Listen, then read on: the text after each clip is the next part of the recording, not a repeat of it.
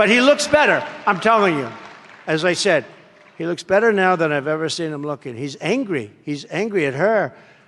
There's going to be an explosion before the election with them. Those two are going to be, there's going to be an explosion. Did you see he held a news conference right in the middle of her one big event that she's had in about 2 weeks?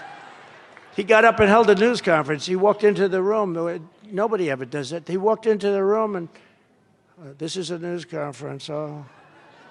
And then he just died after, but it didn't matter. Can you believe that our country is being run by these people? Can you believe it? So she said she had no regrets, everything great. She'd do the same thing as this guy, right? This really sad, pathetic guy.